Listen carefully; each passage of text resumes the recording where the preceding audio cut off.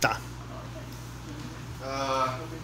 Bem, então, eu não sei quanto vocês conhecem sobre renda variável, sobre bolsa de valores, mas existem duas principais vertentes que me motivaram a fazer esse trabalho.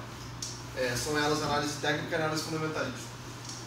A análise fundamentalista, ela basicamente leva em consideração a qualidade da empresa, a qualidade da gestão e os resultados corporativos apresentados semanalmente, não, desculpa, semestralmente ou até, de repente, trimestralmente ou anualmente pelas empresas.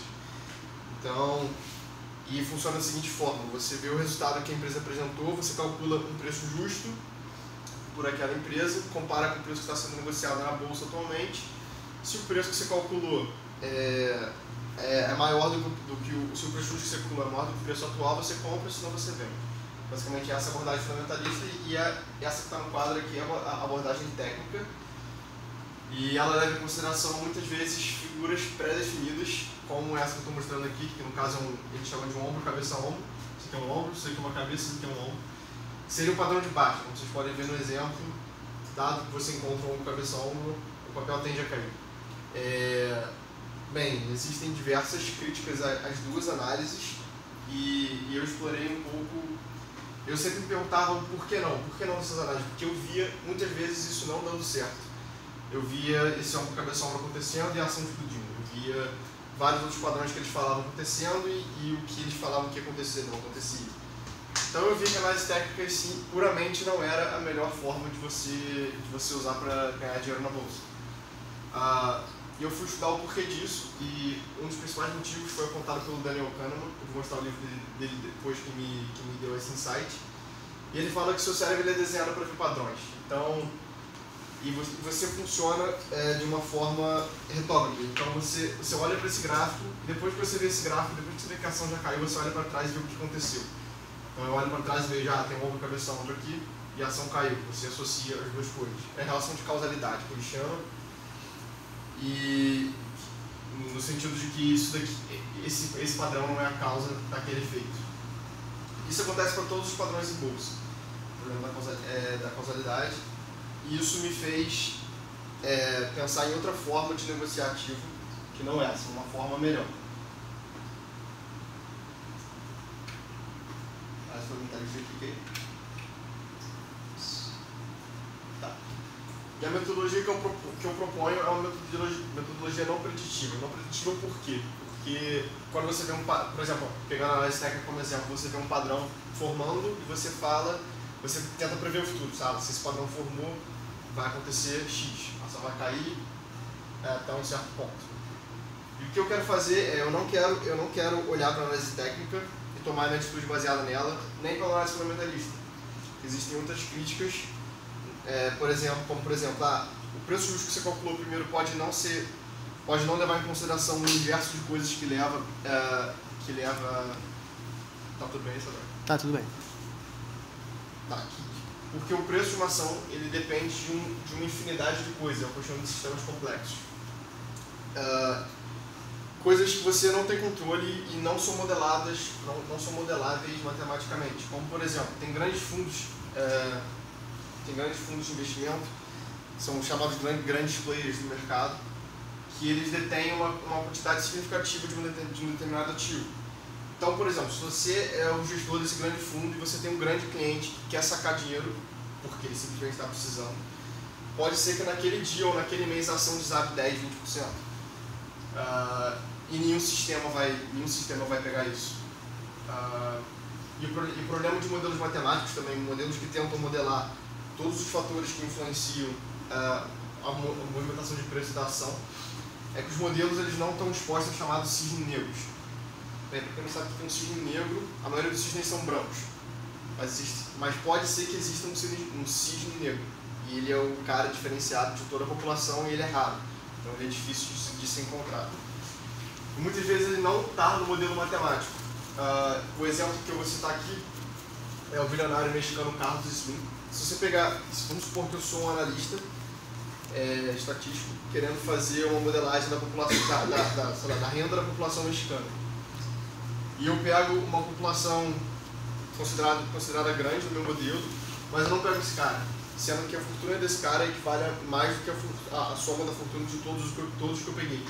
Então esse cara é um cisne negro, e ele não está no meu modelo.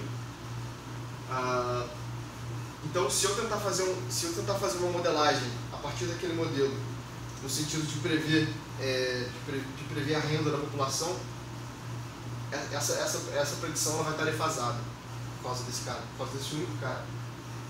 Isso leva à conclusão que os preços tendem a ser mais baratos se você não considera os cisnes negros. Detalhe que cisne negro podem ser coisas boas ou coisas ruins. Então pode ser um cara que é muito rico, pode ser um cara que é muito pobre, por exemplo, nesse exemplo que eu dei. Então a metodologia que eu resolvi adotar como o ponto principal dela é a antifragilidade. E vou explicar para vocês agora o que é o conceito de antifragilidade, que veio desse filósofo libanês Nassim Taleb. Bem, frágil é qualquer coisa que se deteriora com o tempo ou se deteriora com uma volatilidade. Então, por exemplo, essa mesa daqui é frágil porque se eu chutar aqui, ela pode quebrar. Esse controle é frágil porque se ele cair no chão, ele pode quebrar. E o Taleb ele fala que tempo é volatilidade. Então, com o tempo, coisas voláteis tendem a acontecer. Isso é óbvio de você perceber. E o oposto de frágil, qual seria? Muita gente pode pensar que é resiliente ou robusto. Mas não, porque resiliente e robusto ele não é o oposto de frágil, que se deteriora. Ele só fica igual. O antifrágil não. O antifrágil seria algo que melhora com a volatilidade. Então esse é o conceito de antifragilidade. Aqui tem até um exemplozinho de que essa é uma placa americana, né, para você handle with care, que é frágil. O oposto seria please mishandle, tipo, por favor, bagunce, para que fique melhor. Você pode dar um exemplo de uma coisa antifrágil? Posso. Uma coisa antifrágil, por exemplo, é a informação. No sentido de que, se eu conto uma coisa para você e falo, Sadoc, não fala para ninguém. Quanto mais eu reforçar para você, falar, Sadoc, não fala para ninguém, mais você tende a espalhar, mais a informação tende a se espalhar. Ou então outra coisa, tudo que você tem a ganhar mais do que a perder com o tempo é antifrágil. Então, vamos supor, também voos de avião. Quanto mais aviões caem, menor a probabilidade do seu próximo voo cair, porque ele fica melhor com o tempo. Você aprimora. Por exemplo, o câncer. Você tenta matar o câncer com quimioterapia. As células que não morrem, elas ficam melhor com aquela volatilidade que é a quimioterapia. Então elas estão se beneficiando com o caos. Entendeu? Os sistemas biológicos, de uma forma geral, são antifrágeis. O próprio ser humano. Sim. Entendi. Você está falando, por exemplo, uma vacina. Você Exatamente. Trouxe uma perturbação para o sistema, mas ele é antifrágil no sentido de que por ter perturbado, você tornou ele melhor. A vacina, ao perturbar o seu corpo, fez com que seu corpo se tornasse mais preparado. Exatamente. Sim. Isso. Faz sentido. Para você, se tiver um resfriado, você já está melhor do que antes de você tomar a vacina. Sim. Existem controvérsias desse negócio da vacina, né? Em que sentido? De algumas. Uma vez eu fui numa aula. Eu fui numa aula de CEDES, na aula inaugural de CEDES, tinha uma professora aqui da UFRJ da microbiologia. E aquilo ali, assim, de certa forma, me perturbou, porque ela levou um slide, que era para falar para os garotos ali, eram slides assim, sobre os efeitos da vacina. Então, aí era um mosquito em cima de uma tora de tronco de árvore, etc. E um carrasco com um martelo gigantesco para matar o mosquito. E aí, quando ele levantava o martelo, atrás dele ele acertava na pessoa. E aí ela tinha um exemplo, inclusive, aqui no hospital universitário. Uma vez eles receberam um cara que morou assim, em Belém a vida inteira e comia peixe, carne, não sei o que, e veio aqui para o Rio e desenvolveu uma alergia assim, absoluta a qualquer tipo de proteína, carne, ovo, leite. E aí pesquisa, descobriu que ele veio para o Rio para trabalhar em construção civil, e aí enfiou o pé no prego e levaram para o hospital e deram um antitetânico. E a antitetânica causou isso nele. Ela disse como é que a antitetânica é produzida. A antitetânica é um pedaço de carne bovina que fica cozinhando e recozinhando na mesma água dias, e aquele líquido é a vacina antitetânica. E aí eu perguntei para ela, mas e aí, não deviam vacinar ela? E o cara, ela disse, o tétano não tem cura, cara. Você não morre se você pegar tétano. Então, caramba, então essa professora realmente... Aí perguntaram para ela, professora, aí teve um garoto que falou, olha só, agora eu fiquei confusa. A senhora está dizendo que eu não devo me vacinar? Aí ela falou, eu não vou te responder isso. Se você me perguntar de outra forma, talvez eu te responda. Aí pensou, o garoto foi inteligente, aí pensou e falou, a senhora tem filhos? Ele falou, tem. Ela já tinha uns 60 anos. A senhora vacinou seus filhos? E ela falou, olha só, quando eles eram pequenos, eu vacinei. Se eu soubesse na época o que eu sei hoje, eu não teria vacinado. É mesmo? Olha. Você sabe, bom, você morou lá, você sabe que nos Estados Unidos não é obrigatória a vacina. Aqui, se você não vacinar, você não consegue matricular seus filhos na escola. Não, mas lá também, até no doutorado, eles me pediram minha cartilha de vacinação. É mesmo? E eu tive que tomar vacina especial, então talvez dependa do estado. Talvez, porque eu tenho uma amiga que ela era casada com um piloto da Varig, isso aqui, de uma época de morar nos Estados Unidos. Ela disse que ela chegou lá, assim que ela chegou, a filha era pequena, e ela foi assim, eu sou uma boa mãe, eu vou vacinar meu filho. Sim. Aí chegou no posto de vacinação, a enfermeira falou, deu uma cartilha para ela, falou, esse pode variar com o estado, deu uma cartilha para ela e falou, mãe, faz o seguinte, a senhora vai ler esse negócio, amanhã, se a senhora quiser vacinar, a senhora volta aqui e a gente vacina. Minha filha foi vacinada hoje. Então. Eu sei isso aqui, depois que eu vi. Uma hora pra ficar sabendo. Depois que eu vi essa palestra, eu nunca tomei uma vacina para gripe, por exemplo. Posso fazer um outro parênteses dentro do seu parênteses? Claro. Esse livro do Taleb, ele fala muito sobre coisas da medicina também. Ele leva em consideração o que eles chamam de iatrogenia, que é você tentar melhorar alguma coisa e piorar. Você acabar piorando, como no caso de vacinas aí. E dentro do mesmo conceito de antifragilidade, ele fala exatamente o seguinte: nesse caso, que você tem uma vacina por uma doença que tem cura, por exemplo, você está correndo um risco muito maior do que o benefício de que você vai ter ao aplicar a vacina. Então, eu estou aplicando uma vacina antitetânica, no seu caso, e o prejuízo para o meu corpo pode ser eu ter um problema na digestão de proteína, que é um belo prejuízo para mim, e o meu benefício é no máximo que, de repente, demorar mais um mês no tratamento. Então, o próprio conceito de antifragilidade é isso, você está exposto a coisas que tinham mais benefício do que malefício. O ponto dela é assim, o corpo humano é um sistema muito complexo, então assim, a reação em cada pessoa é individual mesmo. Então você pode dizer o seguinte, é uma curva normal, provavelmente a maioria da população seja beneficiada pela vacina, mas você pode estar na franja da normal, esse é o problema. O pediatra, inclusive, chamou a atenção da gente sobre isso. Ele falou, tem casos raríssimos, por exemplo, mas vale a pena. Então, sim. Ok. Mas você não tem opção, se você não vacinar, você não consegue matricular lá na escola. Verdade. Infelizmente, tá. Não, vamos lá, desculpa. Ok, não, obrigado. Não, foi ótimo, até para eu fazer esse parênteses. Sim. O conceito de antifragilidade é exatamente esse, que cabe na medicina, cabe em finanças, cabe em tudo. Bem, eu vou dar uma certa base para vocês sobre análise técnica e análise fundamentalista, porque eu usei elas em certo âmbito do meu trabalho, não como metodologias finais de recomendação de compra e venda de ativos, mas eu vou explicar depois como que eu usei melhor, então agora eu vou dar uma base melhor para vocês. Bem, na análise técnica a gente tem o que a gente chama de candle de alta e candle de baixa. Candle é simplesmente a variação, ele pode ser dentro de um dia, dentro de uma semana, dentro de um mês, depende, dentro de 60 minutos, dentro de 1 minuto. Depende de quanto tempo você quiser ver. E ele mostra a variação do ativo dentro desse intervalo de tempo. Então, vamos supor, vou ter o cronômetro agora, ele abriu aqui, esse daqui é um candle de alta, depois de 1 minuto ou de um dia, ele fechou nesse ponto, dentro desse intervalo, ele chegou numa mínima e numa máxima dentro do dia, enfim. No candle de baixo é a mesma coisa, só que ele abre aqui e fecha aqui, e você diferencia os dois justamente pela cor, vermelha ou verde. Esse daqui é um gráfico de candles, você pode ver os vermelhinhos e verdinhos aí no meio do caminho.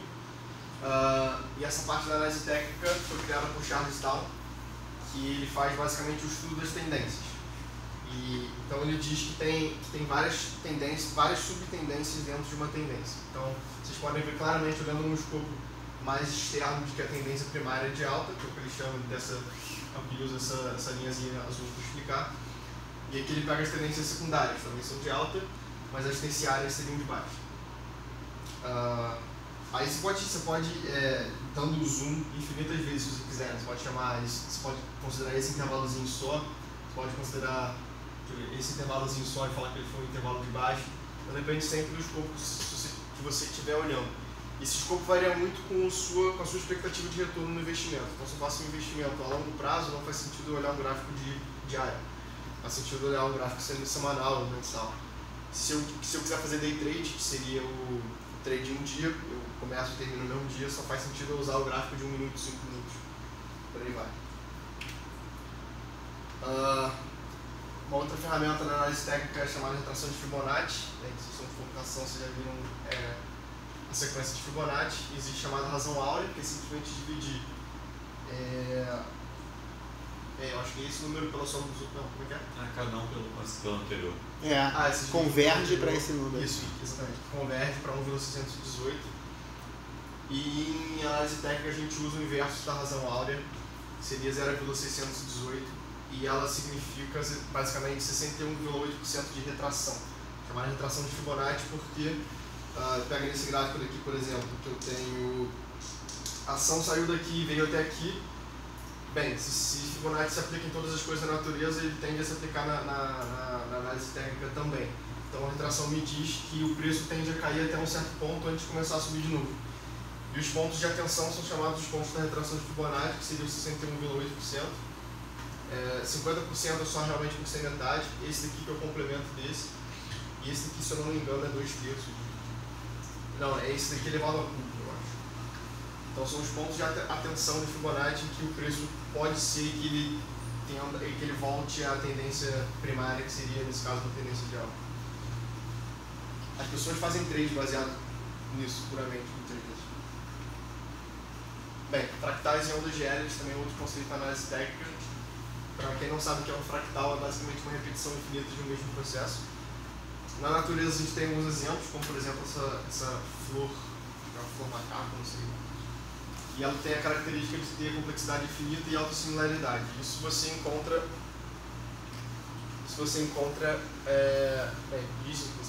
também no movimento das ondas do preço dos ativos. Então, esse aqui não é um gráfico de candle, mas considere que é um gráfico do preço de um ativo. E o Elliott percebeu que o fractal perfeito da movimentação das ações seria esse que está no quadro. Então a ação tende a fazer uma onda 1 corrigir até um certo ponto, se você for usar Fibonacci até 61%, por exemplo. Depois ele faz uma onda 3, 4, 5 e por aí vai. Sendo que essa primeira parte daqui é basicamente o core da onda de Elliott. Essa parte daqui é meio controversa.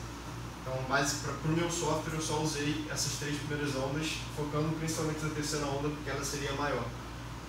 Então, o que eu usei de análise técnica, fractais, ondas de Elliott e retração de Fibonacci foi basicamente nessas 3 primeiras ondas.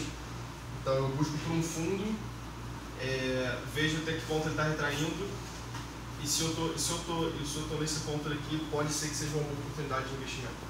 Pode ser, meu software ele não se baseia puramente nisso, mas ele usa isso para reforçar a recomendação. Você podia explicar um pouquinho melhor como é que funciona as ondas de Elliott?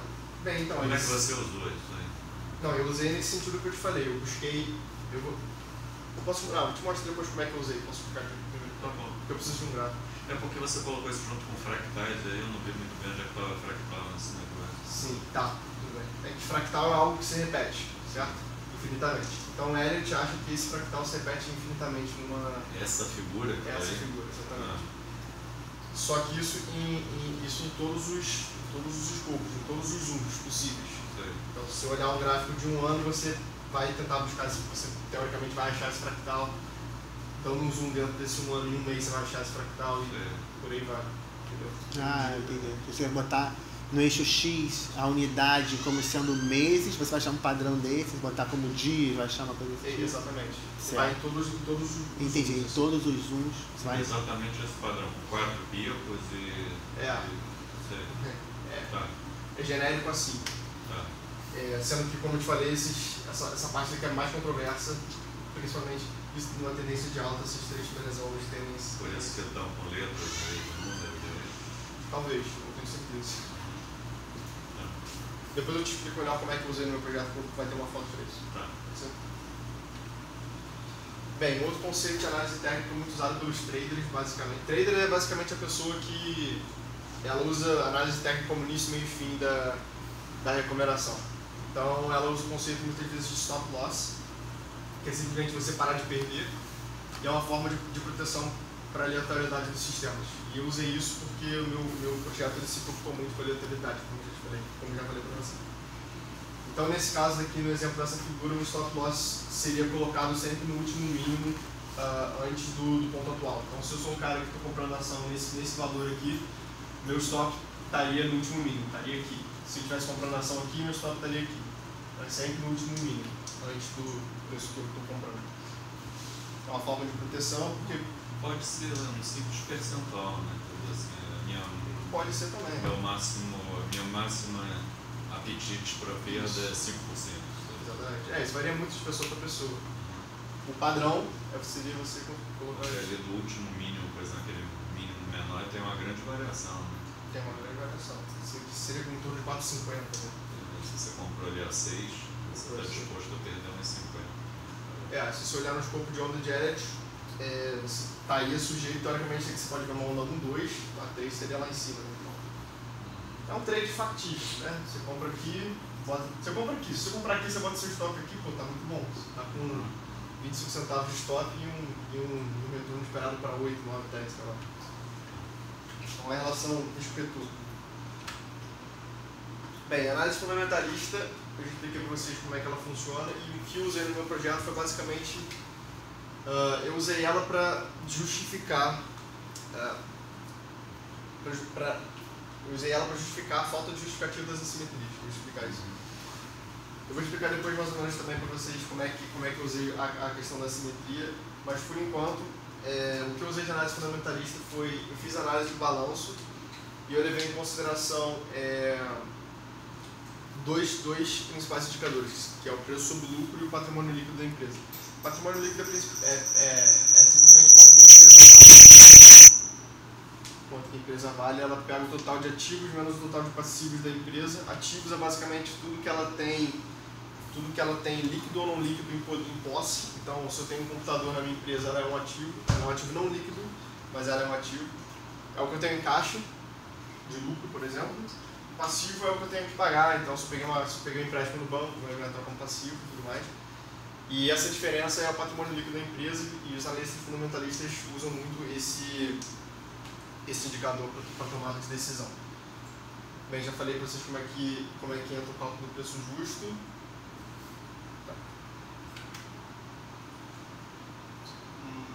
O cálculo do patrimônio líquido está aí. E aqui tem uma tabelinha de exemplo do balanço patrimonial da Petrobras, que eu usei no meu projeto. E ele faz essa diferenciação entre ativos circulantes e não circulantes, sendo que os circulantes são os ativos que eu tenho maior liquidez. Então, se eu tenho dinheiro em caixa, ele é um ativo circulante. Se eu não tenho dinheiro em caixa, ele é um ativo não circulante. Por exemplo, carros, PCs e imóveis. Se eu tenho um imóvel fixo próprio da minha empresa, ele é um ativo não circulante, porque é menor liquidez que eu não posso transformar ele em dinheiro de uma hora para outra. Bem, a mesma coisa vale para os passivos. Os números na tabela realmente não importam muito agora. Bem, esse indicador que eu usei, preço sobre lucro, é simplesmente o preço da ação dividido pelo lucro daquela empresa. Então é simples você ver que quanto menor essa relação, mais atrativo é a sua compra, porque o preço estaria barato, se o lucro estiver muito alto, o valor também cair, né? Tá.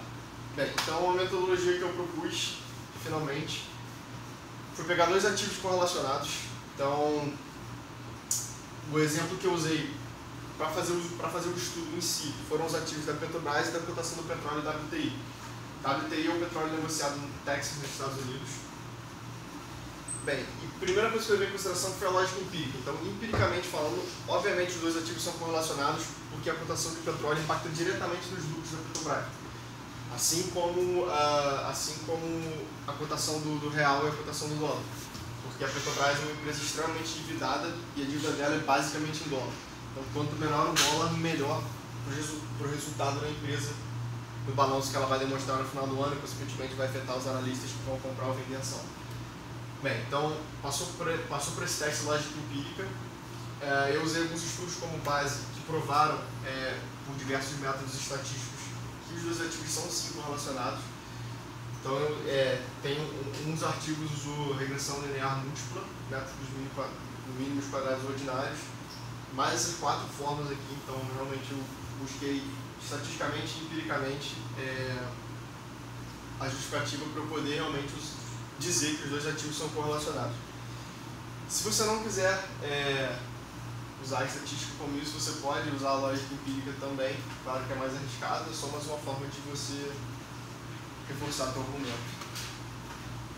Bem, então o que o meu software faz, no final das contas? Ele recebe dados históricos de ambos os ativos correlacionados, então no caso Petrobras e petróleo.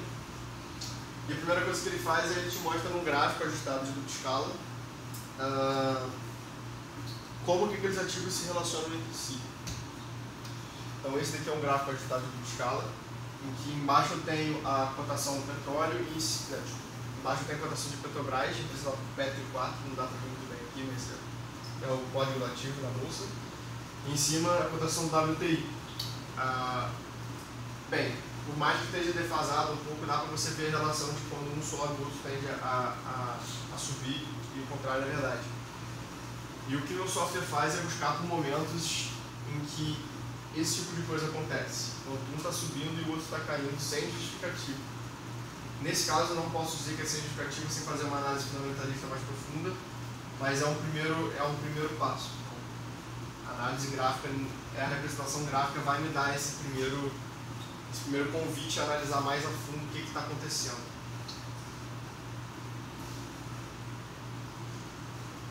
Tá. E como eu expliquei para vocês o conceito de antifragilidade, agora eu posso usar ele.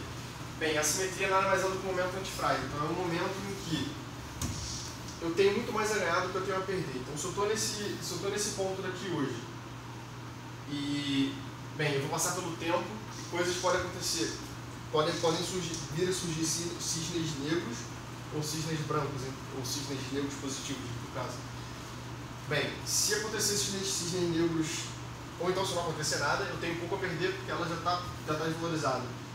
Se acontecerem cisnes negros positivos, eu tenho muito a ganhar por motivos óbvios, porque ela está muito defasada. Então, o momento em que eu quero investir é exatamente nesse momento, em que a minha relação risco-retorno é extremamente atrativa e eu estou usando a correlação e a assimetria entre dois ativos para reforçar esse argumento. Eu poderia fazer um trade simplesmente olhando o gráfico da Petrobras e falando, bem, nesse momento a ação tem muito a subir e pouco a cair. Sim, se alguma coisa boa acontecer, senão ela pode cair pouco. Mas eu estou usando a assimetria como uma forma de você reforçar ainda mais seu argumento. E, bem, empiricamente falando, as duas coisas tendem a andar juntas. Então, é uma metodologia empírica nesse sentido, de você fazer observações históricas do mundo para você poder escolher melhor suas próximas ações. Bem, isso aqui foi o que aconteceu depois, a continuação daquele gráfico lá que eu mostrei no último slide.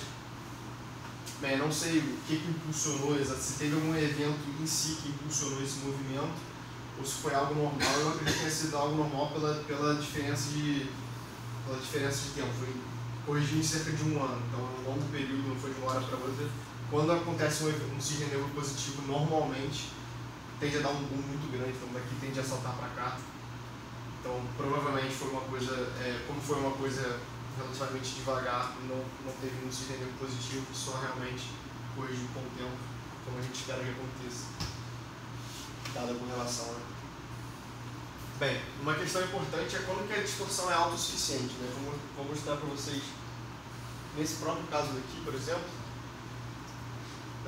bem, por que esse caso daqui é melhor do que esse caso daqui, né? Então, nesse próprio caso aqui, que ela não está distorcido, mas nem tanto, né? Então, quando que eu considerei a distorção como autossuficiente para você poder apostar naquela alta? Bem, o que eu fiz foi, eu peguei um período amostral, que foi basicamente entre o último fundo e a cotação atual. Deixa eu usar esse gráfico aqui, mais fácil de explicar. Então, se o meu dia atual é esse daqui, a minha amostra que eu vou usar em consideração é essa daqui, nesse período daqui. Tá. Bem, eu tenho esses dois ativos.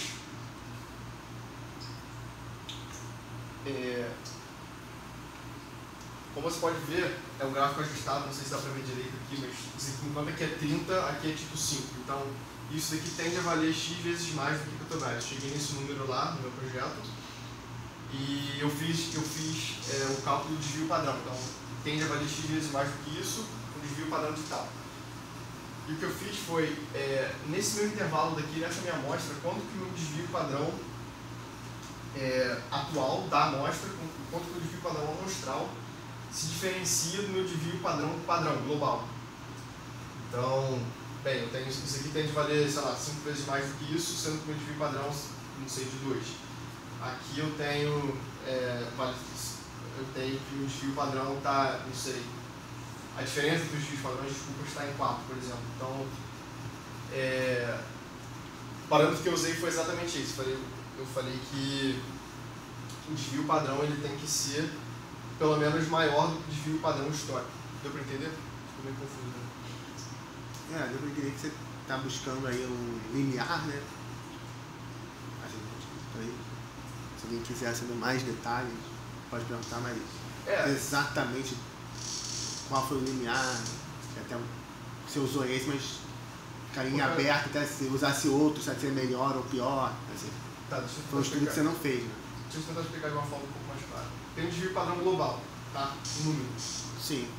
Beleza. Nessa amostra aqui, ele vai ter essa amostra em relação à minha amostra global vai ter um outro desvio padrão, outro número. Certo? Sim. Eu fiz a diferença entre esses dois valores. Se essa diferença for maior do que o desvio padrão global, vale a pena a investigação, porque a distorção é grande o suficiente. Certo. Entendeu, Jorge? Não, entendi o que você fez, não entendi a fundamentação disso. Não, a fundamentação é só pegar uma distorção grande o suficiente. Não é Então, necessário. você pegou, o desvio padrão global significa todos os pontos de que você dispõe. Ele não deixa de ser amostral, mas é todos os pontos de que você tem. Uma história. Aí você calculou o desvio padrão naquela janelinha ali e comparou com o desvio padrão global, que você está chamando de global. Tá. Por que ele ser maior te dá um... Isso foi arbitrário. Por que isso te dá algum sinal? Mas qual foi a tua intuição? Não, a minha intuição foi pegar momentos em que a simetria é grande o suficiente. Mas isso não te mede a simetria, isso te mede a volatilidade de Petrobras naquele momento. Porque você não comparou com o barril do petróleo. Você comparou o desvio padrão na amostra com o desvio padrão global. Desvio padrão de quê? Da diferença entre as séries ou da série em si? É o desvio padrão de quanto que isso aqui vale mais do que aquilo. Desvio padrão da diferença entre as séries. Ok. Cada amostra é uma diferença entre o vermelho e o azul. Exato, exatamente. Aí tem o desvio padrão dessa série, deu um certo valor, aí ali o desvio padrão está muito grande porque... por exemplo, o WTI vale, vamos supor, 3 vezes mais do que o Petrobras. Por isso que é um gráfico de escala ajustada. Então, quanto aqui é 30, aqui é 10. Ele vale 3 vezes mais, mas tem um desvio padrão nessa relação de média. O desvio padrão da diferença. Da diferença. Exatamente. Então vale 3 vezes mais, mas vai de 2,75 a 1,5. Sim. Sei. Entendi. Eu fiz essa mesma conta aqui e no global. Tá. Entendeu? Entendi.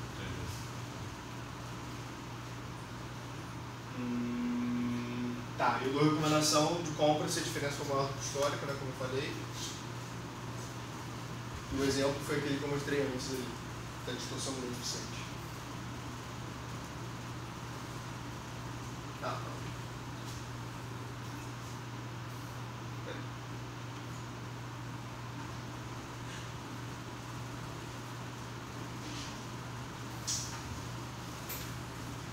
Tá.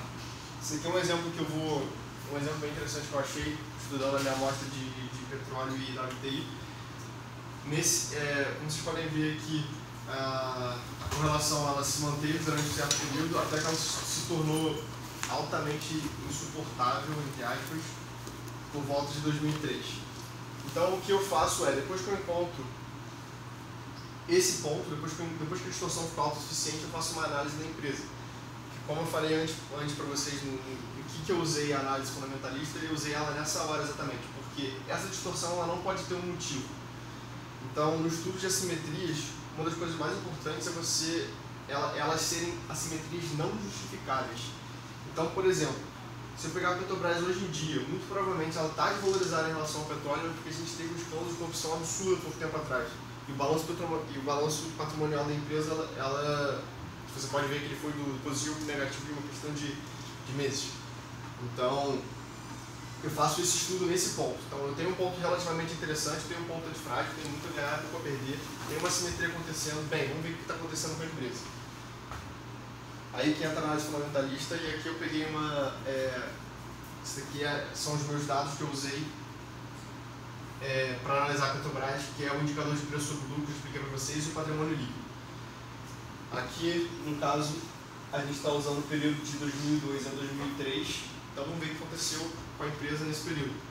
Bem, o patrimônio líquido dela foi de 36 para 51, e a relação preço sobre lucro caiu, ou seja, ela ficou mais atrativa para os investidores que usam análise fundamentalista como base, e o patrimônio líquido dela cresceu, ou seja, aquela simetria é teoricamente justificável.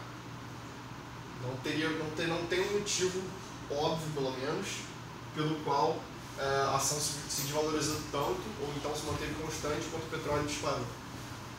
E aí que entra o que eu usei de análise fundamentalista. Tá. E onde que eu usei análise técnica? Bem, eu fiz dela um uso alternativo. Então,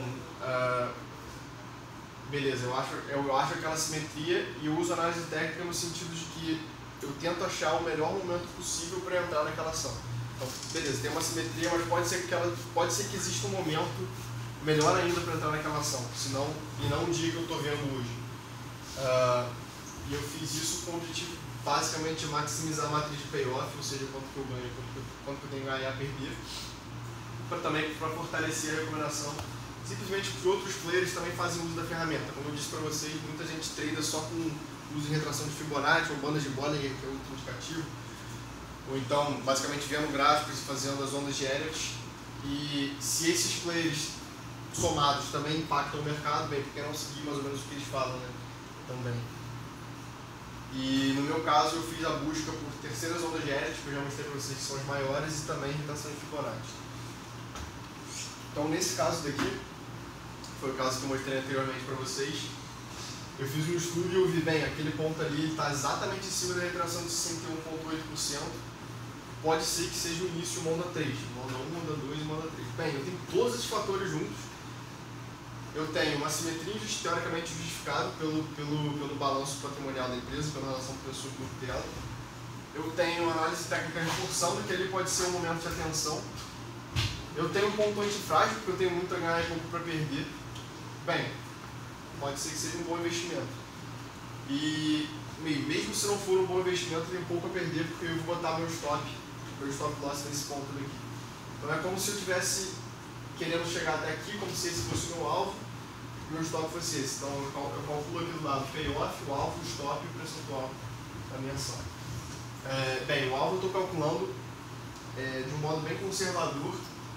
No caso, estou usando o último topo como alvo primário, porque existem vários alvos quando você vai fazer um trade, né? Primeiro você quer chegar aqui, depois você quer chegar... Aí no caso você vai olhar provavelmente para um outro topo antigo. Enfim, eu estou usando o primeiro alvo ali. Bem, esse daqui é aquela tabelinha ali do lado. Não tem mais nada para explicar disso. O payoff é basicamente quantos por cento que eu tenho a ganhar se eu chegar naquele alvo, dividido por a relação, né? De 1 para quantos por cento que eu tenho para perder se eu chegar no meu stop loss. Relação de 1 para 1,7, então eu tenho 70% a mais para ganhar do que eu perder nesse caso. Tá. Bem, e eu fiz todo esse estudo baseado nas ações da Petrobras e petróleo, mas eu queria botar meu software à prova no mundo real. Eu sabia que eu estaria exposto à própria crítica que eu fiz da relação de causalidade se eu simplesmente olhasse fatos passados e buscasse comprovação. E eu não queria me contradizer, então por isso eu busquei comprovação no mundo real. E buscando por situações assimétricas, que são raras, mas felizmente eu encontrei uma. pré-requisito que eu busquei por boas empresas. O risco torna-se exponencialmente maior quando você está negociando empresas ruins na bolsa. Empresas endividadas ou empresas públicas, de um modo geral, não todas, mas elas também são sujeitas a uma variedade maior de problemas do governo. Então, o primeiro fator aí foi buscar por empresas públicas. Bem, eu encontrei os papéis da Estácio em 27 de maio, negociado sobre o código ESTC3. Bem, esse daqui é a imagem do meu home broker, então foi exatamente a imagem que eu vi quando eu comprei o papel. Eu tinha um dinheiro guardado e falei, bem, vou apostar no meu software, na minha ideia. Foi exatamente a imagem que eu vi quando eu comprei o papel. Como vocês podem ver, ele está ali num ponto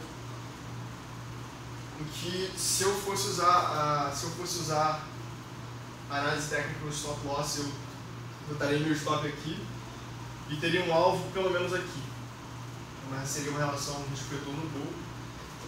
Então eu fiquei interessado nesse gráfico e falei, bem, vamos buscar então pela simetria.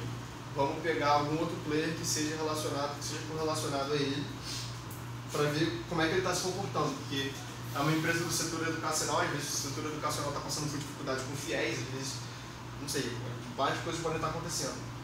E o que eu fiz foi buscar uma outra empresa também muito boa no setor educacional, que foi a Croton. Aliás, são as duas maiores empresas do setor educacional no Brasil. E eu comparei os gráficos dela no meu software. Bem, esse foi o resultado que eu achei. Bem, o vermelho são os papéis da Croton e o azul são a cotação do papel da Estácio. Eu botei eles no gráfico de escala ajustado de novo. Como vocês podem ver, eles têm uma correlação fortíssima, até que nesse ponto algo estranho estava acontecendo. Enquanto a Croton estava avançando muito, o Estácio estava estável, até caindo um pouquinho ali. E eu fui então buscar por justificativa, né? Vamos ver como é que está a análise fundamentalista da Estácio. Às vezes a gestão está ruim, às vezes o lucro dela caiu por algum motivo, às vezes está em crise, não sei. Esses foram os dois parâmetros que eu usei e os dois valores que eu achei. Bem, o patrimônio líquido dela incrivelmente subiu de 26, não sei em qual unidade está, eu acho que são, não sei exatamente. Enfim, o patrimônio líquido dela subiu e a relação preço sobre lucro caiu. Ou seja, bem, vem tudo ali para fazer um trade que o meu software aprovaria, né? Essa daqui é a minha nota de corretagem, comprovando que eu fiz o trade. Então eu comprei ela aqui a 11,79, no dia 27, tá em algum lugar aí. 27 do 4. Aonde? Data do pregão. Aí, isso. 27 do 4, comprei ela a 11,79, então vamos apostar no meu software, na minha ideia. Bem, incrivelmente foi isso que aconteceu depois de um certo tempo. Como vocês podem ver, eu expliquei para vocês naquele gráfico da Petrobras, a correção ela não foi tão gradual quanto foi a Petrobras. Ela foi uma correção em que nesse dia daqui ela ganhou 20%. Eu estava almoçando com vocês no dia. Lembra disso? Nesse dia daqui ela ganhou 20%. Bem, o que aconteceu? A Croton basicamente enviou uma proposta de compra da Estácio. Pegou o mercado de surpresa. Muitas pessoas podem criticar, falar, bem, isso foi sorte. Ok, pode até ter sido sorte, mas primeiro, para pensar por que ela enviou a proposta de compra nessa hora. As empresas não são burras, né? Elas procuram esses momentos também, elas procuram momentos em que a compra é boa. Ela enviaria uma proposta de compra aqui? Provavelmente não. Então aquele momento estava um momento apto ao surgimento de cisnes negros positivos. É isso que eu busquei, graças a Deus foi isso que aconteceu. Depois, como vocês podem ver, o papel até subiu mais, o papel da Croton também subiu, mas o da Estácio subiu mais proporcionalmente. Depois eu vou falar de um trade, só dó que me mata, que a Empíricos fez também. Mas enfim, essa foi a minha nota de corretagem de venda, e o ganho foi de 45% nessa operação em 2 meses. A data do pregão que eu vendi foi 27 de junho. Não sei como vocês entendem do mercado financeiro, mas um ganho de 45% em 2 meses é muito bom. Aliás, hoje os papéis estão sendo negociados em torno aí de 16,80, por aí. Então, depois disso, ele chegou a subir um pouquinho mais e caiu, mas está estável. E por que eu vendi, né? Muita gente me pergunta isso. Eu estou fazendo uma entrevista de emprego agora por uma gestora de fundos. Eu expliquei a história pro cara e tal. E eles são analistas fundamentalistas, basicamente. E analista fundamentalista, ele tem aquela tradição de tradar a longo prazo. Então ele treina visando 2 anos, 3 anos, não sei. Eu expliquei a história para ele e ele perguntou, bem, por que eu vendi?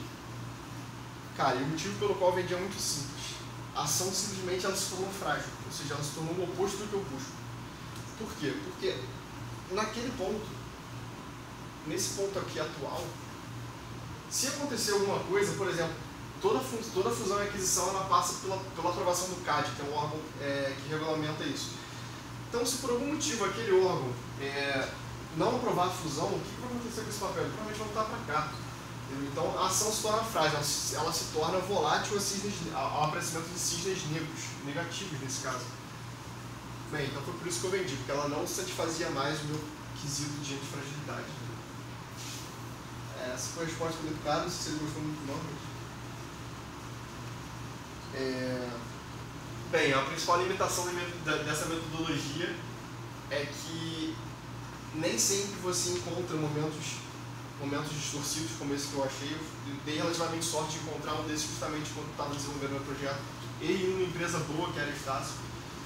E também a lentidão de informação e a correção. Como vocês viram ali, nesse caso foi em 2 meses, mas no caso da Petrobras demorou 1 ano, 2 anos ali. E deixa eu explicar rapidinho só o trade que a Empíricos fez. Bem, existe uma casa de análise independente no Brasil chamada Empíricos Research. Aliás, recomendo fortemente para quem se interessar pelo assunto, o site deles é muito bom. E eles fizeram um trade mais conservador que o meu, mas eles levaram mais ou menos em consideração as mesmas coisas. Então eles fizeram o que a gente chama de long and short. Então você está long em um ativo e short no outro. Short é você está vendido, long é você está comprado. Então nesse caso eles estavam comprados em Estácio e vendidos em Croton. Você pode se perguntar, bem, vendidos em Croton, a parada acabou que subiu, beleza, ela subiu, mas ela subiu menos do que Estácio. Estácio, como vocês podem ver, que disparou 20% em um dia, quando tem esse gap daqui é porque ela realmente disparou muito. E a Croton, ela não subiu tanto assim. Pode parecer no gráfico, de repente, mas percentualmente ela não subiu tanto assim. E o long and short, ele cuida exatamente disso. Ele faz com que a ação que você esteja long, você ganha nos casos em que a ação que você esteja long suba mais do que as ações que você esteja short, ou desça menos. Então, se Estácio se desvaloriza 2%, e se Croton se desvaloriza 5%, eu estou ganhando dinheiro, porque eu estou vendido em Croton. Então, tudo que Croton cair é lucro meu, tudo que está subir é prejuízo meu, no caso, eu estou ganhando mais do que perdendo. Entendeu? Pela explicação que você botou no texto, eu entendi. Se eu estivesse só ouvindo agora, talvez não, mas aí quem quiser pode ler seu texto. Entendeu, Jonas? Não, eu entendi, mas eu acho melhor a gente chegar no texto, porque eu tenho uma divergência quanto aos números que você botou no texto. Tá. Mas acho que a gente pode esperar chegar lá. Você botou numa sobe 7, a outra cai, sobe 5, eu ganhei 2, eu acho que é um pouco diferente. Mas tudo bem, vamos ver. Possível.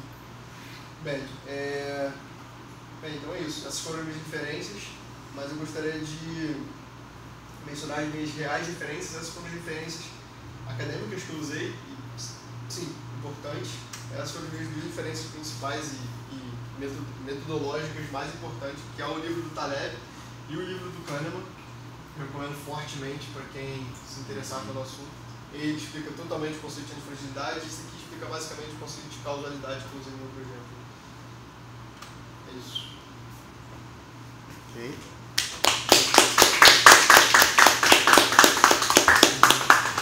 Acho que foi uma ótima apresentação.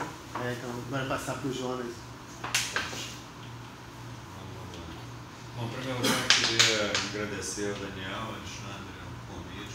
Realmente me deixou muito feliz, não é só formalidade que a gente fala em toda a defesa, mas fiquei muito satisfeito pelo trabalho que me interessa e, assim, antes de qualquer coisa, eu preciso dizer que o trabalho me satisfez plenamente, achei excelente, porque ele tem todos os requisitos, você desenvolveu um software, você pesquisou, você aprendeu um monte de coisa na área que te interessa, provavelmente. você nos ensinou um monte de coisa através do trabalho, então você tem um resultado consistente. Eu acho que atendeu plenamente todos os requisitos de um trabalho de conclusão de curso. Agora, talvez eu possa só colaborar com você em algumas coisinhas. Você tem um manuscrito, né? Só para poder referenciar. Não tem não, mas eu vou... Tá. Na página 10 você fala ali, você tem algumas afirmações que eu acho fortes no texto, talvez fortes demais. Por exemplo, na página 10 você fala, tais oportunidades são raras, porém apresentam as características mais importantes para investimentos em renda variável. Alta probabilidade de grande sucesso e baixa probabilidade de perdas consideráveis. Isso é o que todo mundo quer, né? Apesar dos teus resultados, eu acho, não sei se você já pode afirmar isso do seu sistema, porque você só testou ele em um caso, na verdade. Acho que a gente precisa... É uma afirmação forte, que você conseguiu um sistema que tem alta probabilidade de grande sucesso e baixa probabilidade de perdas consideráveis. Você pode dar uma lida de novo, Natália? Tais oportunidades são raras, porém apresentam as características mais importantes para investimento em renda variável. A alta probabilidade de grande sucesso e a baixa probabilidade de perdas consideráveis. Eu entendi isso como você conseguiu, você chegou nisso. Não, assim, em algum momento eu digo que eu até não lembro direito. Estou buscando isso ou eu digo que o meu software encontrou isso? Não, aparentemente você diz que você encontrou isso. Acho que podia suavizar um pouco essa frase. Não, tem uns errinhos aqui de português, isso não é importante.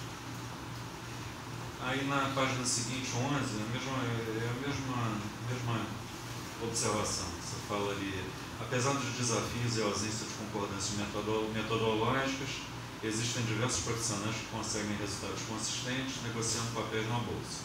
O maior percentual de acerto a longo prazo pertence, eu acho que precisa de uma referência para isso no mínimo, né? O maior percentual de acerto a longo prazo pertence não àqueles que fazem uso das disseminadas análises técnicas e fundamentalistas, mas sim àqueles que simplesmente usam a probabilidade empírica a seu favor. Qual é a referência disso? Tem que botar uma referência. Pode ser ou suavizar essa frase, lembrou citar alguma referência. Dá para suavizar assim. É porque referência disso provavelmente você não vai encontrar. Eu também acho que não. Mas suavizar com certeza. Talvez com alguns casos, não sei o que, não sei. Aí logo embaixo, nos objetivos, tal abordagem surge como uma alternativa aos tradicionais modelos preditivos que mostraram-se ser constantemente falhos. Isso é uma opinião, isso é uma verdade. É uma verdade se você for... Assim, mas é uma verdade não referenciada. Essa eu acho que eu daria para referenciar. Ok, essa ideia é ótima. Bom, e vem...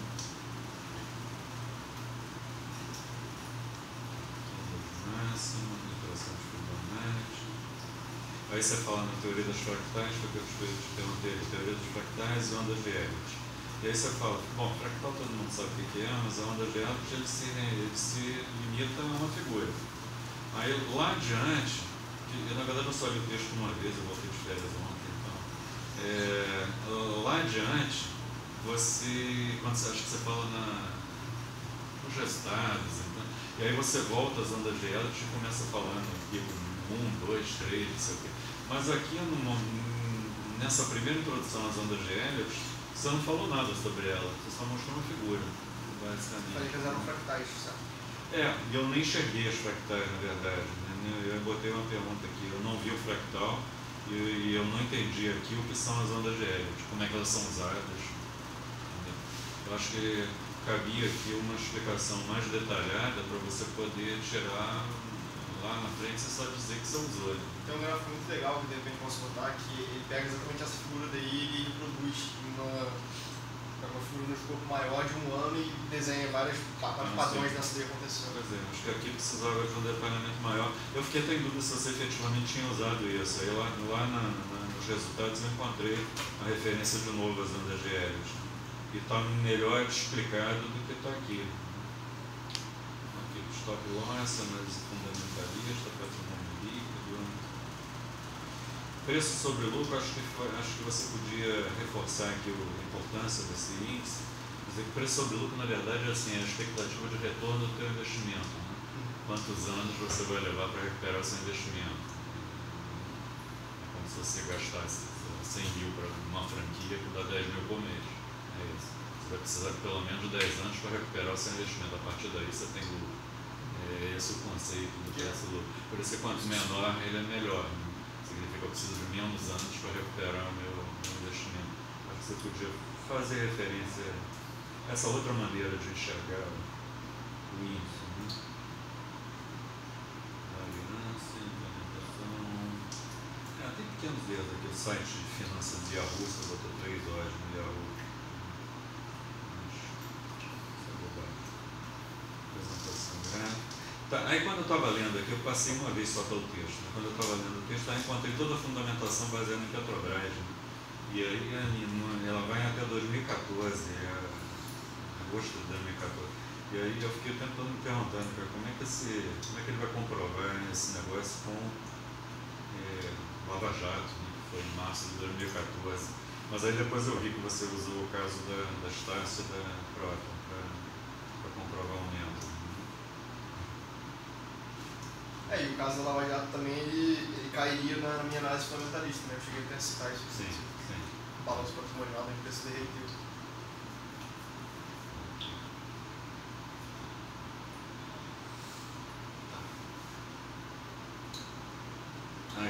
Lá na frente você botou nos casos de alta, o software busca pela terceira onda de Elliott, já que esta costuma apresentar a maior das valorizações.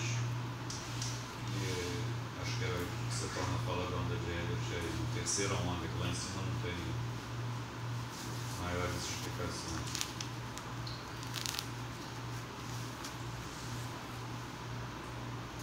Resultados e avaliações. Tá, aqui eu acho que começa a maior parte das minhas observações. Vamos falar aqui do long short. Você falou, por exemplo, se eles recomendaram alongar Croton e encurtar Estácio, não é isso? Aí você botou lá, se Estácio sobe 5% e Croton sobe 3%, em um dia o lucro é de 2%. Porque você fez a diferença entre os dois. Se tiver o mesmo valor alocado para os dois, sim. Só que isso não é exatamente assim que funciona, porque... não sei. Mas, por exemplo, se eu tenho uma exposição de R$100 a Croton e uma exposição de R$100 a Estácio, se uma sobe 5, eu fico com 105, se outra sobe... Você botou 5 e 3%. Vamos botar 1000 aí, por exemplo. Então é 1000, tá, bem. Tá. Uma foi para... Você está encurtando Estácio, não é isso? Não, encurtando o Croton e alongando o Estácio. Você está alongando Estácio e encurtando o Croton, ok. Então, se o Estácio sobe 5% de 1000, vai para 1050. E Croton? E se o outro sobe 3%, foi para 1030. Eu perdi 30 no primeiro. Não, se ela sobe 13, aí eu estou short, eu perdi 30 no primeiro e eu ganhei 50 no outro, também no dois. Esse eu ganhei 20. Entendeu? Porque eu só posso fazer essa conta, essa diferença, se a alocação dos dois for igual. Se a exposição for igual. Se tiver R$1.000. Pois é, mas não é exatamente assim que funciona, porque você sabe como é que funciona esse mecanismo de short? Pois é, na verdade, quando você encurta uma posição, você não tem ação. Sim, você pega emprestado. Você pega no emprestado e você vai ter que devolver. Então faz a conta, olha só, porque uma foi a que você, na verdade é o seguinte, mas você alocou 1000 em cada uma, né? Na verdade é o seguinte, você pegou emprestado equivalente a R$1.000 em Croton, que você está encurtando, e pegou R$1.000 teus. Né? Aí você pegou R$2.000 e botou em Estácio. Não necessariamente, eles vão pegar só os 1000. Porque a vantagem do short é exatamente essa, eu vou fazer um trade sem ter dinheiro. Ok, tá bom. Mas eu não preciso alocar mais de 1000, tá? Se você pegar 1000 só. Aí no caso, eu vou ter que devolver pro cara depois mais caro. Você vai ter que comprar as ações a 1030. Pois é, aí você está... tá bom. Se você não tiver dinheiro próprio, funciona, eu acho. Funciona, só que você vai ter que vender espaço para devolver a frota. Sim. E você vai ter que pagar pelo aluguel dessas ações. Isso aí eu não vou ter esses pontos de corretagem. Não é corretagem, é um aluguel mesmo. Porque o cara que tem a ação, ele estipula o valor que ele quer pelo aluguel da ação. Na verdade, só aluguel se quiser. Isso aí é a operação. Eu tinha feito a conta com você tendo dinheiro próprio, e aí não dava bem os 2%, né? Porque aí, na verdade, você tem 2.000 que valorizaria 5% e você ganharia mais. Mas sobre isso, a minha sugestão tinha sido você botar mesmo uma tabela. Você botou o exemplo já ajudou bastante. A gente não tinha nem o exemplo, mas talvez valha a pena desmiuçar mais ainda, explicando essa questão de que, não sei se você chegou a botar isso, que na ação tem essa possibilidade de você pegar emprestado. Eu não expliquei a operacionalização em si, porque eu estou focado ali no resultado, né? Sim, claro.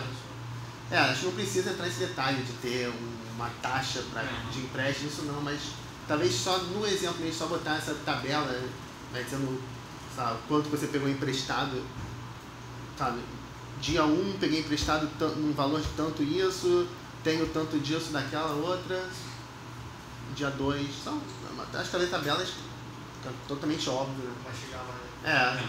Eu acho que talvez valha a pena, assim, pelo menos pra mim, só depois de ver o exemplo que eu entendi. Eu fiz o que aconteceu comigo, eu fiz as contas com você tendo quantias iguais, capital próprio investido numa e investido lá. Então, se uma, por exemplo, subiu 5%, a outra subiu 3%, você ganharia 7% nessa operação, se você tiver 1.000 próprios alocados.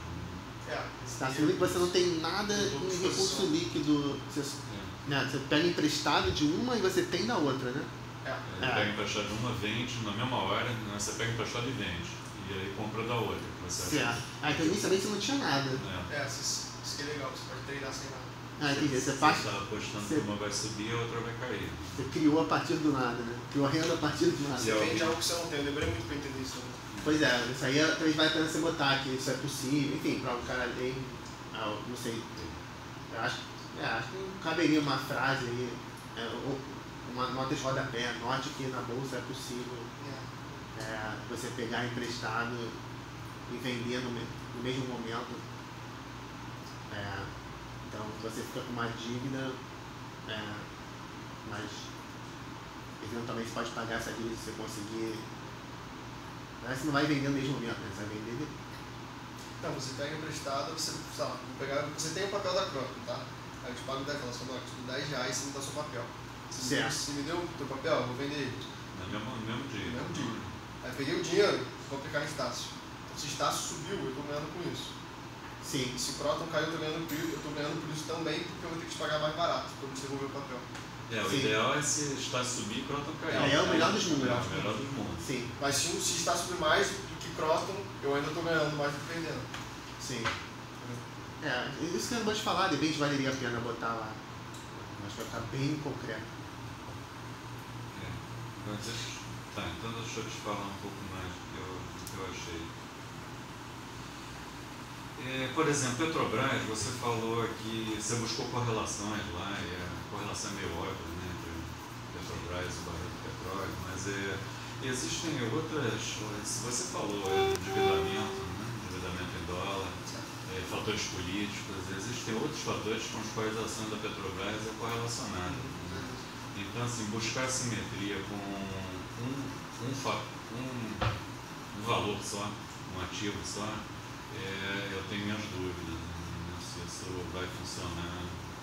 O ideal seria você buscar em Pois você não pode ter multicorrelações, né, isso seria mais... Por exemplo, eu acho até que a correlação entre Estácio e Croton é mais forte do que a correlação entre Petrobras e petróleo. Por quê? Porque as duas são empresas. Por serem empresas, elas são impactadas por coisas parecidas. Agora, olha só, Estácio e Croton, você ganhou aí 40% nas ações, isso me chama a atenção. Primeiro, você devia ter avisado pra gente quando você comprou. Mas, segundo, assim, existe um negócio, você já deve ter deparado com isso. Existe um negócio que se chama assim, a teoria da eficiência do mercado. Você já ouviu falar nisso? Assim? E isso diz o seguinte: o mercado é eficiente. Então, é impossível para alguém levar vantagem de conhecimento privilegiado, do tipo, durante muito tempo, porque o mercado ele se corrige, né? Então, assim, a primeira coisa que eu acho é que eu me pergunto se não existe uma explicação não captada, né, por nós, não captada através de preço e lucro, de valor patrimonial, para essas assimetrias. Entendeu? Então, por exemplo, no caso da Croton e da Estácio, eu até acho que existe, você citou, foi FIES. Né? Foi FIES. O que causou aquele início da queda da Estácio foi quando o governo secou a fonte do FIES. Por que a Croton não caiu? Porque o mercado acha que a Croton é um business case de boa administração. Então eles acharam que a Croton ia resistir melhor, porque tinha outras alternativas, ensino à distância, não sei o que, outros mercados, não sei o que, né? De que a Croton ia resistir melhor. O que aconteceu ali é que você teve sorte, né? De que as duas coisas de repente se tornaram uma só. A Croton fez uma oferta de compra do Estácio. E quantas vezes isso vai acontecer? Não é uma coisa dizer assim, a minha expectativa é de que a Petrobras se torne um barril do petróleo. Isso não vai acontecer. Né? Foi o que eu falei. Corrigiu abruptamente nesse caso, mas corrigiu abruptamente. Normalmente não é assim, a gente faz uma exceção. Agora assim, por exemplo, quando você faz um ativo contra o outro, você descobre que os dois são correlacionados, o que garante que não é o ativo de cima que vai atingir o de baixo? Então, nada garante isso. O que eu fiz no meu programa foi, eu fiz que essa correção ela seria feita metade pela subida de baixo e metade pela subida de cima. Então, eu acho que você precisaria ver uma alternativa, seria você usar, não comparar um com um, mas comparar várias empresas do mesmo setor. Você tem a outra que fez uma oferta de compra da Estácio também, mas a Croton chegou a estar na frente, que é toda C. De repente, se comparar várias empresas do mesmo setor. Sim, a metodologia ela pode se abranger. Bom, a própria ideia faz o que você falou da Petrobras, você pegar não só a simetria em relação com o petróleo, pegar com a cotação real, pegar com outros fatores que influenciam a empresa de uma forma geral, então pegar com outros petrolíferos também. Pois é. A ideia é esse. Outra coisa que eu fiquei na dúvida também é assim, como as assimetrias demoram, a sua previsão de que a assimetria demore algum tempo para ser corrigida. Isso. Então, se faz sentido eu ter o melhor momento de entrada, se faz sentido eu usar as figuras técnicas de análise para determinar, porque é uma correção assim, grande, num tempo longo, então faz muita diferença assim, se eu vou entrar hoje ou amanhã, no final das contas. Então, na verdade, duas coisas. Primeiro que eu usei isso como suporte, não como fator crucial para entrar no papel. Segundo, que você pode usar as técnicas em vários escopos. Então, nada impede que eu pegue um gráfico semanal, um gráfico mensal, já que a minha expectativa de retorno de 2 anos. Okay. Eu pego um gráfico mensal e vejo como é que está a retração ali, como é que está a longevity. Tá bom, pode ser também, porque o gráfico diário não me parece fazer muito sentido. E aí você falou ali no final, você falou da limitação das assimetrias, né? Nem sempre haverá oportunidade desta natureza devido à sua raridade. E aí eu me lembrei assim, de uma outra coisa que eu vi, eu esbarrei algum tempo atrás, e de repente seria uma alternativa se você quisesse estudar ou tentar, de repente até algum outro projeto, não sei, que assim, de você aumentar o número de oportunidades de trade. Assim, porque por essa simetria, você mesmo concluiu aqui que provavelmente são raras essas oportunidades. Né? Elas são raras e mesmo assim você teria que... Um caso não é o suficiente para testar o seu sucesso da metodologia. Você só tem um caso. Ou olhando para trás, aí você pode dizer isso aconteceu lá atrás, não sei o quê, ou no momento presente a gente tem um caso que eu não sei se é muito representativo, porque os dois ativos que você está usando para investigar a simetria, uma empresa comprou a outra. Então isso é muito raro de acontecer, ainda é mais raro de acontecer. Aí há um tempo atrás, essa outra que eu vi, um piloto, eu te explico rapidamente. Vê se não está dentro do... Não. Acho que tem aqui.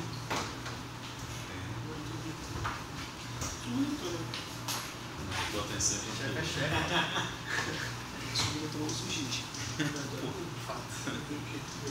Porque aí, assim, em vez de ter uma oportunidade de trade, sei lá, por ano, você teria, de repente, centenas de oportunidades por ano. E o cara dizia o seguinte, eu fiquei com essa ideia, mas eu nunca implementei nada nesse sentido. Ele dizia assim, e aí o racional, só se eu abrir esse negócio. É do outro lado. É do outro lado. É roxo? Não. E o racional dele é o seguinte, imagina que aconteceu alguma coisa muito ruim com uma companhia, alguma notícia ruim na companhia. Como é que ele detetava que alguma coisa ruim aconteceu com a companhia? Bom, o caso dele era até mais sofisticado, porque aí você tem uma série de coisas que você pode usar. Volume negociado, que é uma coisa que você não usou aqui, né? Volume negociado, percentual de queda da ação no dia. Então, o racional é assim, toda ação, ela em maior ou menor grau, é o que ele chama de beta da ação, em maior ou menor grau, ela é relacionada ao mercado. Né? Mercado. Então, aqui você pode usar, por exemplo, Dow Jones, Bovespa, não sei o que, como indicador do mercado. Então, o que ele usou assim como indicador primário? Alguma coisa ruim aconteceu com a ação e não com o mercado. Né? Então, é um dia que a ação caiu, e aí você tem a liberdade de estipular o quanto ela caiu. Por exemplo, imagina que a ação caiu 3% num dia que o mercado subiu 2%. Então, alguma coisa aconteceu com essa companhia que não está relacionada ao mercado. Né? Aí você diz assim, mas eu não vou investir numa ação que alguma coisa ruim aconteceu com a companhia. Né? Mas aí, assim, existe um racional psicológico para isso, né, que é todo o comportamento de manada, do investidor, não sei o quê. E ele percebeu o seguinte, no dia que a ação vem lá, no dia que acontece alguma coisa muito ruim com a ação, né, nos 3, 4 próximos dias a ação se recupera. E aí depois ela começa ela retoma a trajetória de queda. É muito isso. É porque nesse primeiro momento, quando aconteceu alguma coisa ruim com a companhia, você não sabe o que é, entendeu? Mas você tem os insiders lá que sabem, né? É o efeito de pânico, né? E as pessoas saem a vender a qualquer preço. Então a ação ela cai, se recupera durante 2, 3 dias e ela cai. De novo, ela retoma um movimento descendente, porque alguma coisa efetivamente ruim aconteceu com a companhia. Então, isso daqui é uma oportunidade de ganho. Esses 2, 3 dias, né, de ganho no curtíssimo prazo, entendeu? É mais ou menos nessa ideia, né, de assim, você tem uma relação com o mercado, só que você está procurando uma simetria com o mercado, né? E aí você tem que investigar e calibrar o seu software para identificar realmente aquilo foi um fato individual associado com uma empresa, um fato ruim aconteceu com a empresa. E aí você vai negociar com um horizonte de 2, 3 dias. Agora isso acontece milhares de vezes por ano, talvez. Aí no caso você usa só a cotação do mercado naquele dia em que ela caiu abruptamente? O mercado subiu e aquela ação caiu. Só naquele dia. Basicamente é isso que aconteceu. Você vai ter que calibrar seu software para o seguinte, se o mercado subiu quanto? Minha ação caiu quanto? Precisa de algum volume associado a isso? Porque altos volumes também são um sinal de que alguém sabe alguma coisa que você não sabe. Então, o negócio é o cara tinha uma empresa para vender essa solução para os clientes que compravam o software dele. Isso pode ser uma oportunidade de trade assim, de curto prazo, né, se você não quer esperar uma vez por ano. Tem várias metodologias. Essa é uma das que eu uso. Pois é, porque assim, você procurar simetrias entre companhias, eu acho. Porque se você acreditar na eficiência do mercado. Eu sou meio crítico com essa teoria. Existe alguma explicação para a Stasi ter subido e para a Atom não ter caído, ou ter subido e a Stasi ter caído. Né? Então, não necessariamente você vai ver sempre as duas ações, as duas cotações se recuperar, eu acho. A menos que a gente pudesse testar isso várias outras vezes. Talvez você possa dizer isso, eu imagino que você continue acreditando na tua metodologia, você vai poder dizer isso daqui a alguns anos. Então, enfim. Continuar aplicando isso. Né? Se você quiser investigar essa ideia, fala comigo. É interessante. Né? Mais alguma dúvida? Deixa eu ver.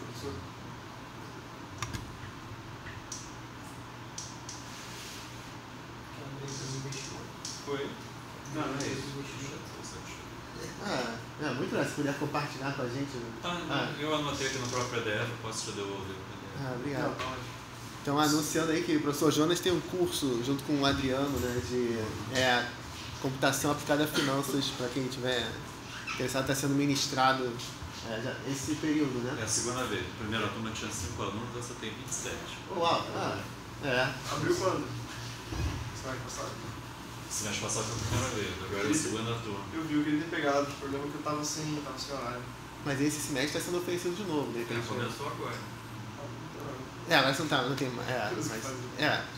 Mas se tiver algum material para compartilhar, talvez também pode ser de interesse algumas pessoas que estão aqui, né? Mas qual a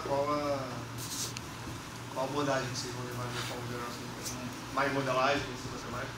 Não, é uma formação de uma carteira, um portfólio de ações, mas é baseado numa estratégia de, basicamente, buy and hold, né? De comprar e reter. Assim, você sintonizar o nível de risco que você está disposto a correr. Como é que vocês usam computação? Estatística, computação é a ferramenta, na verdade, para a gente usa o R, programação em R. Ok. Estatística. Bom, então da minha parte, acho que é o único comentário que eu tenho alinhado aí com isso que o Jonas falou, ele falou da possibilidade de fazer uma correlação entre a série temporal da Bolsa em geral com uma ação em particular, né? Aí eu fiquei, até já tinha te perguntado, mas você tem alguma ideia de como buscar por outras correlações de maneira automática, talvez, e que tipo de correlações você poderia vislumbrar que poderiam ser interessantes, além dessa, digamos, 2-a-2, né? Você fez correlação 2-a-2 de uma ação com outra, né? Se você tem alguma outra ideia. Tem umas correlações que são óbvias também, por exemplo, você pode pegar Petri 3 e Petri 4, que seriam as ações ordinárias e preferenciais da própria Petrobras. Mas é muito improvável que você vai ter uma simetria ali. Tão grande é improvável, mas muita gente faz operações long e short nesses dois papéis. Né? Você consegue uma certa simetria, assim, com certeza não nesse mesmo ano. Ou então você pode fazer setorial também, se eu acho que o Brasil vai sair da crise e os bancos vão bombar com isso e as educacionais vão se ferrar, eu posso fazer um long e short nisso. Assim, qual seria o problema, por exemplo, de você pegar todas as ações negociadas na Bovespa e calcular a matriz com a variância para todas elas e calcular as correlações? Porque às vezes pode ter alguma correlação não óbvia. Por isso que eu acho que o empirismo tem que ser um filtro primário. Primeiro você, empiricamente, faz sentido aquela correlação. Sim. Você acha que é importante? Você não acha que essa abordagem automática de buscar por correlação? Eu acho que não. Por quê? Porque você pode achar coisas totalmente nada a ver. Eu estava até lendo sobre isso outro dia, você pode achar correlação entre o número de sorvetes consumidos e o número de mortes por carro. Sim. Aquela velha questão de correlação e causalidade tem coisas diferentes. Você até enfatizou bastante. Então você pode achar uma correlação que pode até estar acontecendo ali, mas ela não é caso, não sei. Sim, mas aí seria o caso de você fazer o filtro a posteriori. Primeiro você pega as possíveis correlações. Sim, empiricamente. Empiricamente. Aí depois, talvez analisar. Empresas que estão no mesmo setor, por exemplo, energia, comércio, essas coisas. Eu gosto muito de empresas do mesmo setor. Mesmo para definir o que é mesmo setor, né? Assim, de repente usar algoritmos de aprendizado por máquina, de maneira a automatizar esse processo, acho que pode ser interessante. Bom, mas alguém tem alguma pergunta?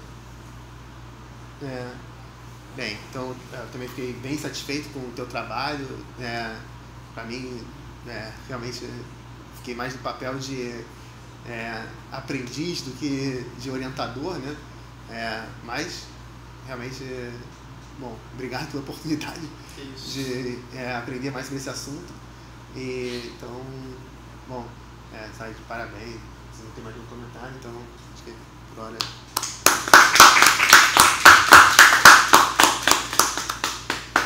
Ok.